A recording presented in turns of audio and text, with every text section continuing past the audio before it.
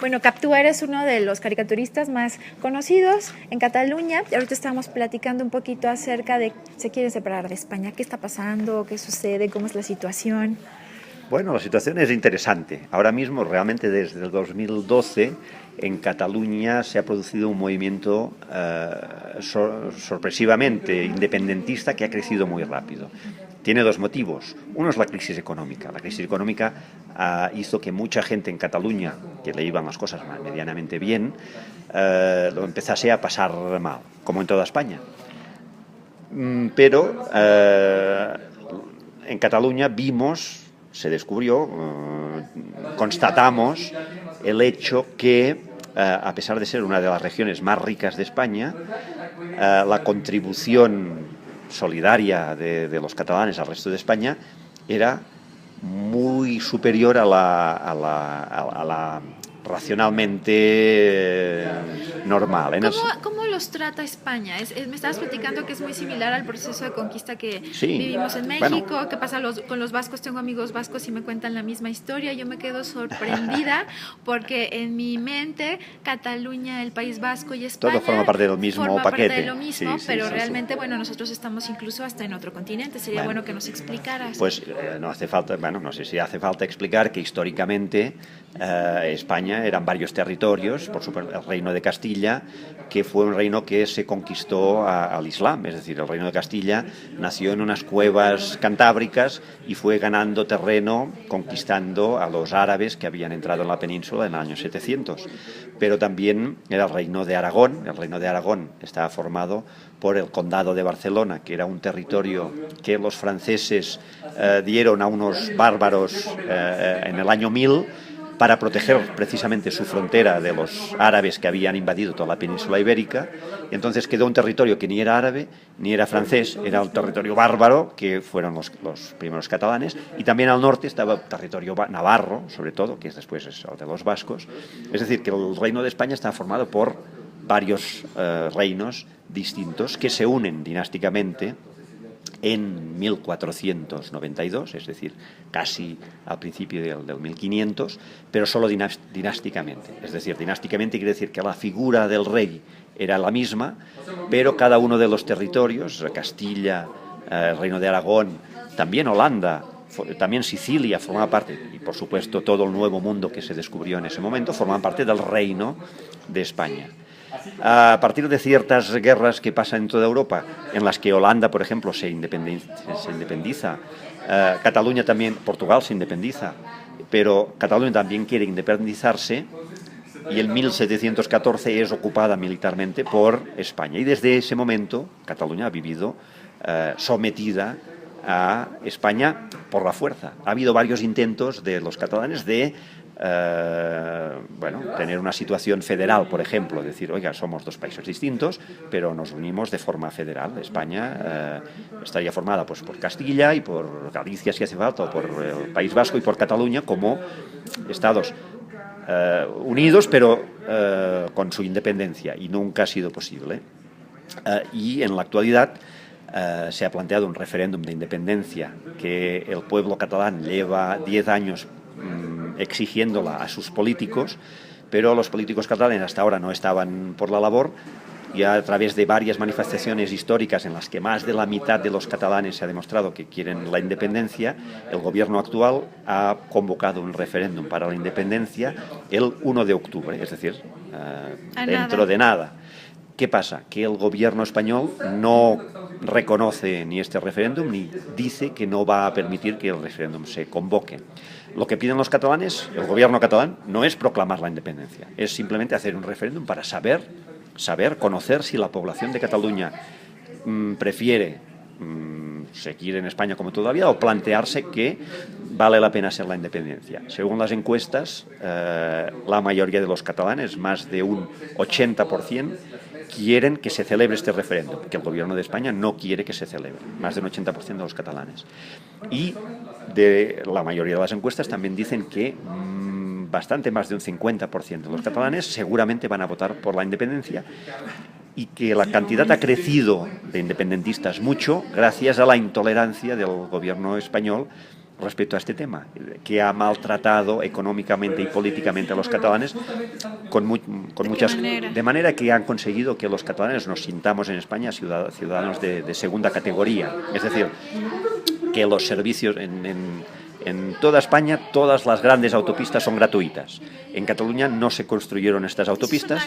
Es pisar la dignidad. Sí, y entonces no hay autopistas gratuitas, sino que la empresa privada ha tenido que construir autopistas que son todas de pago. Entonces tú puedes circular de Sevilla a Madrid y de Madrid a Galicia y de Madrid al País Vasco sin una autopista de peaje, sin ningún peaje. En cambio, es imposible que vayas de Barcelona a Valencia o a Zaragoza, ya no digamos a Madrid o a donde sea, sin pagar un peaje.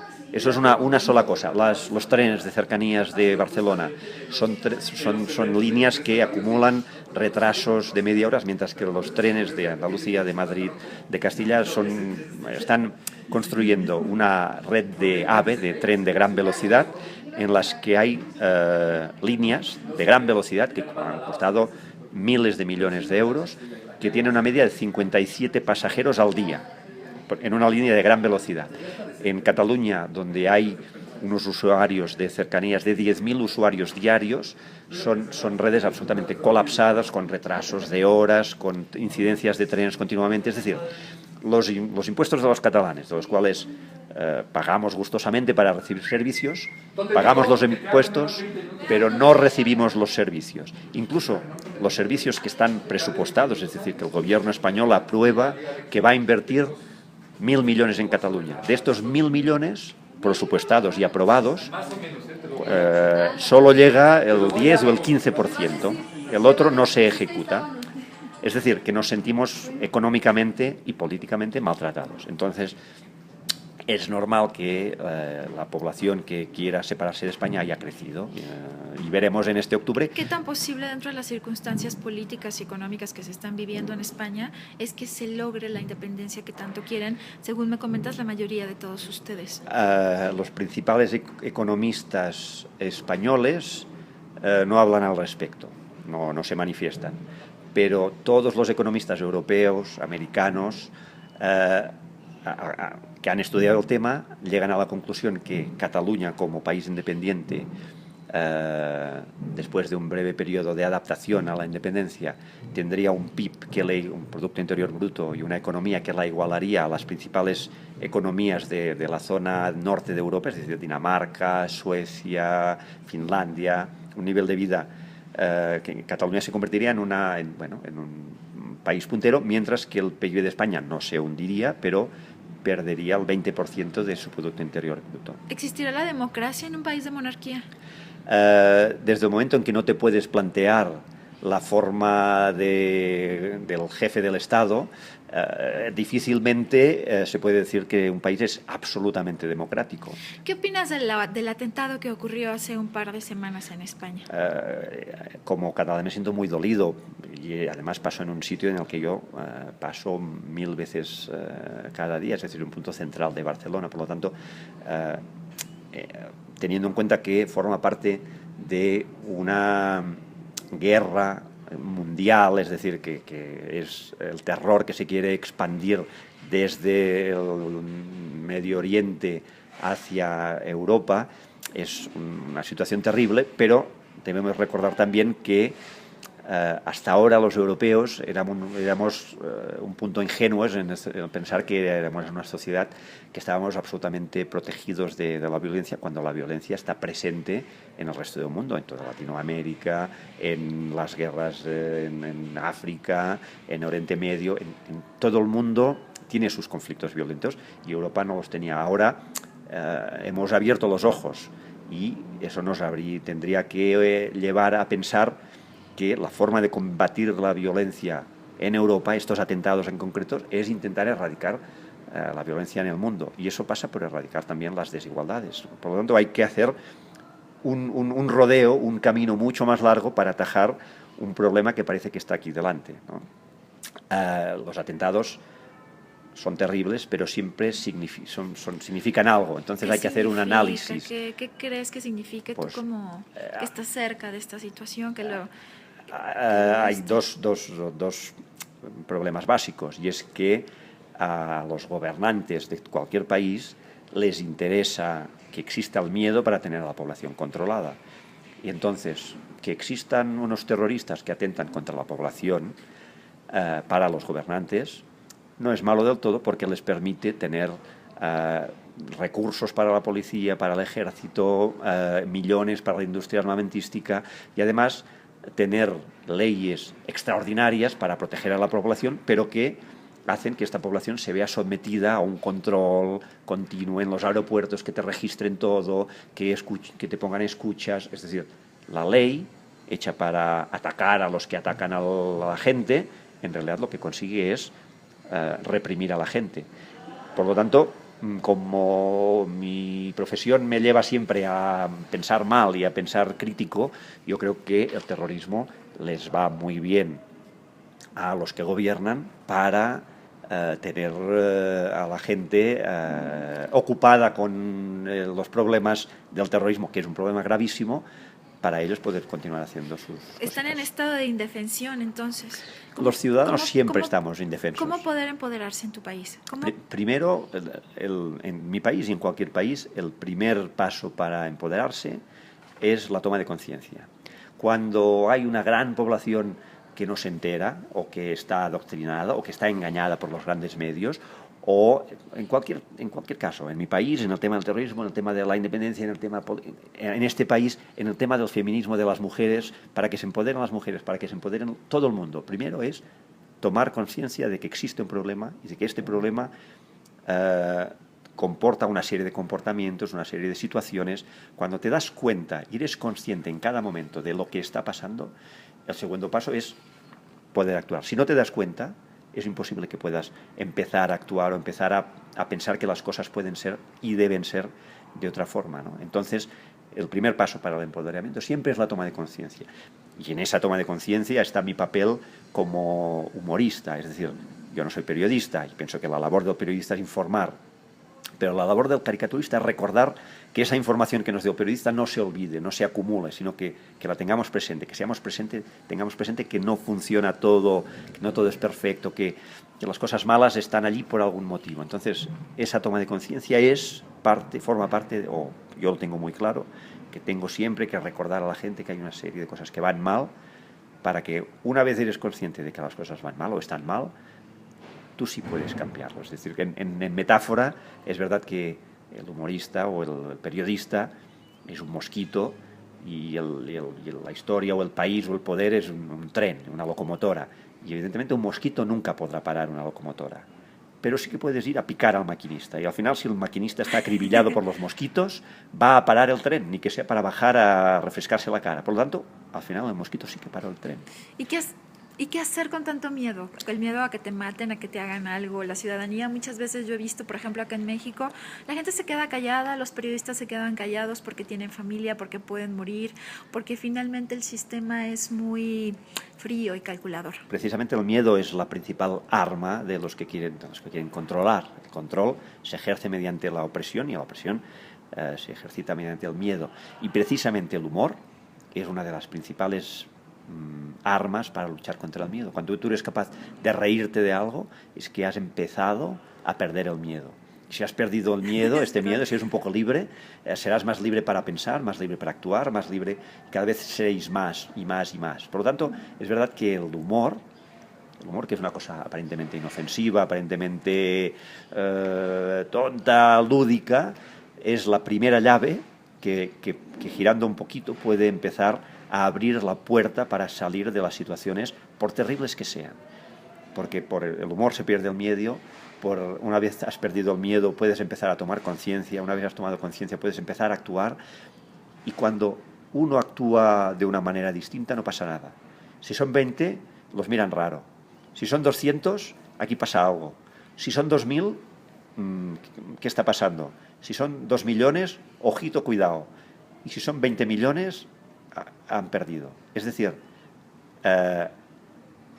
tiene que haber siempre un primero. Para llegar a subir una escalera hay que subir un peldaño, pero hay que seguir y seguir y seguir, y se llega al final de la escalera por arriba y por lejos y lejos que sea. Por lo tanto, el cambio empieza siempre por uno mismo. Y los periodistas y los humoristas y nosotros podemos ayudar y decir y explicar y romper el miedo, no sé qué, pero lo que queremos es que cada persona en su casa, en su manera de actuar cada día, dé ese primer paso, él solo, él, solamente él.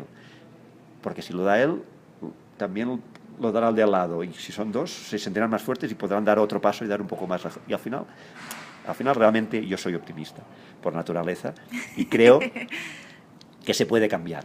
Las cosas van adelante y van atrás y por el camino se queda mucho y se puede recibir mucho y se puede claro, la vida es breve y es efímera y si te la quitan se acabó, pero hay que vivirla sin miedo y hay que vivirla de acuerdo con unas ideas y hay que vivirla mirando hacia adelante y pensando que podemos conseguir un mundo mejor y si no lo conseguimos para nosotros lo vamos a conseguir para los que vienen detrás y creo también que si miramos con perspectiva histórica hoy vivimos mucho mejor que se que vivía hace 100 años y mucho mejor que se vivía hace 500 años. Por lo tanto, la tendencia, aunque parezca que está todo muy mal y que todo va fatal, y realmente vamos mejorando.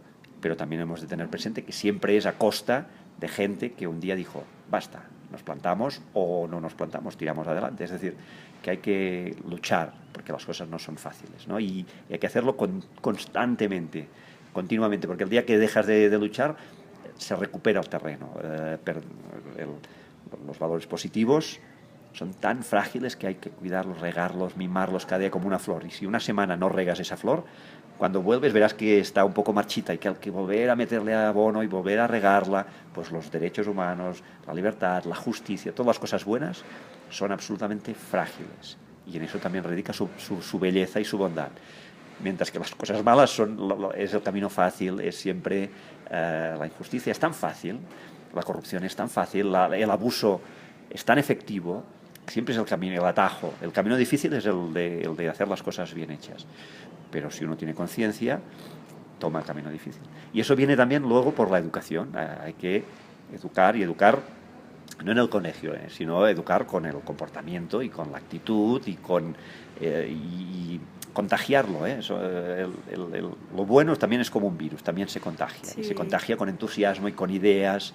Y a mí me han contagiado gente que sabían mucho, que habían leído mucho y que te explican, pero también gente que no habían leído nada, que no sabían nada, que no habían hecho nada, pero que actuaban de manera honesta. Entonces, eso también es importante. Todo el mundo es absolutamente imprescindible para sumar, para ser un mundo un poco mejor. Todos. El más listo y el que se cree menos listo, pero realmente no es que sea menos importante por ser menos listo, porque no tuvo las oportunidades de estudiar o de hacer esto, de hacer lo otro. Todos somos realmente imprescindibles para que el mundo sea un poco mejor.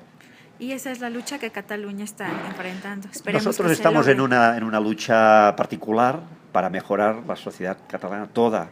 Y también creemos que la española. También creemos, muchos catalanes, que el shock que supondrá a España el hecho de ver que en Cataluña se pueden hacer cosas distintas, por ejemplo, elegir una república en la que se pueda votar cosas, hacer una sociedad un poco más justa. Creo que también servirá para que España abra un poquito los ojos. Para que les regrese la conciencia de dignidad sobre el resto. Esperemos que sí. Sus semejantes. Esperemos que sí. Pues muchas gracias. Gracias a vosotros.